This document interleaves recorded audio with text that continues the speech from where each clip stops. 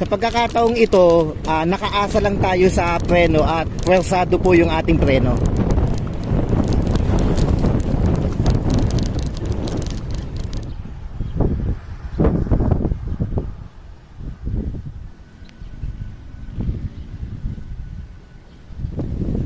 Okay guys, so nandito po tayo ngayon sa over the top po, kung saan nitong mga nakaraan madalas po na mabalita na may mga nadidisgrasya o naaksidente.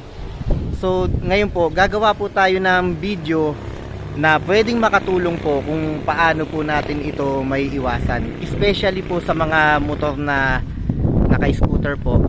Marami po ang hindi pa nakakaalam na pwede po tayong mag-engine brake po sa ating mga scooter, especially po sa mga kalsada po na pababa. Opo, kagaya po dito sa over the top po, sobrang tarik po ng kalsada dito, tapos pagka pababa po, sobrang palusong talaga.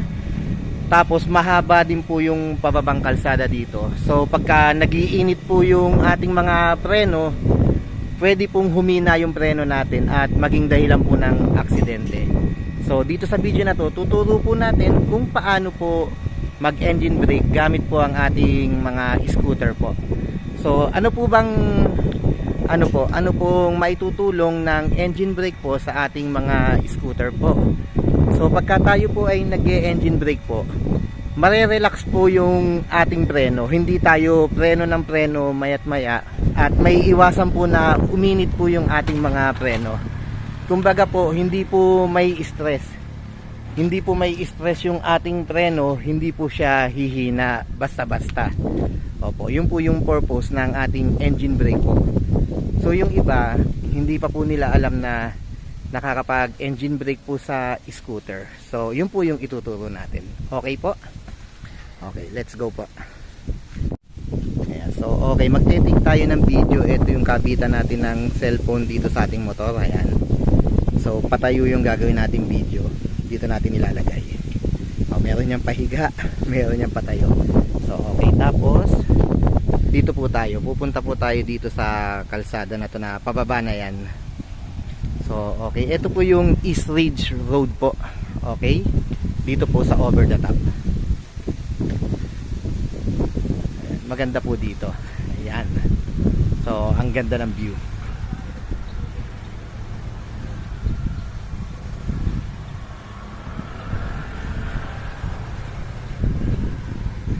So okay, start na po tayo ng ating video.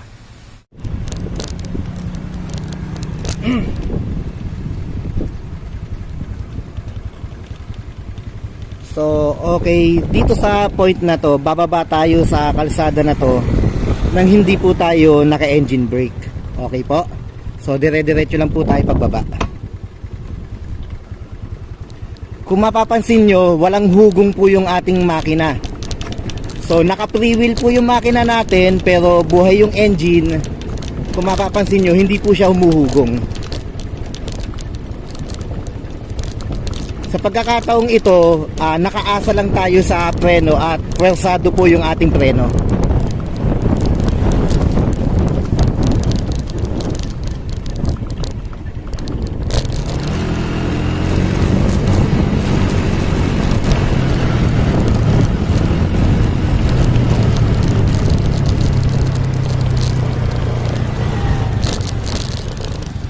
Okay po, ayan, nag-stop muna ako.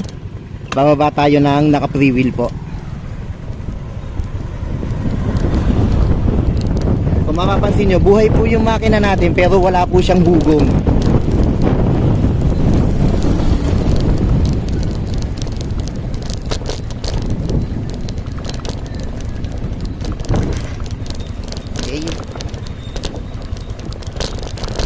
Okay, sa ganitong pagkakataon yan po, pwersado po ang preno natin yan. Mainit po ang ating preno. Pwersado po kasi doon lang tayo nakaasa para bumagal po yung ating andar.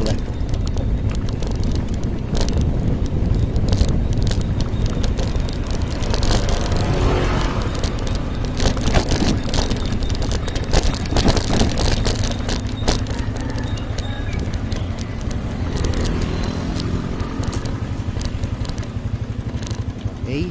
So ngayon po, aandar po tayo ng naka-engine brake po. So okay, bibiritin lang natin to ng konti pagka naramdaman po natin na nakakagat na yung ating clutch lining. Ibig sabihin, nakakapit po yung ating clutch lining, mag-engine brake na po tayo nun. So ganito lang po yan. Okay, so palagpasin lang po natin yung mga sasakyan po. Ayan. Okay, palagpasin pa natin. So ganito siya, medyo biritin mo ng konti. Ayan, nararamdaman mo hindi na ako nakakapit sa throttle pero mahugong yung makina. So yan po yung tinatawag na engine brake po. Ayan. So sa ganitong pagkakataon, medyo nakakapag-relax po tayo sa preno. Kagaya po ngayon, hindi ako nakakapit sa preno, pero hindi po ganong kabilis yung andar natin. So pinitigilan po ng makina na medyo bumilis yung andar natin, kaya hindi tayo gaanong nakababad sa preno. Ayan po. Ayan. Kung magpreno man ako, pasundot-sundot lang, hindi talaga totaling nakababad. Okay? So dito po sa part na to, dito po madalas may mga na-aksidente. May makikita po kayo dito na may drum. Okay? Ayan po. Yan, may mga drum na yan, tsaka may nakatambak na gulong.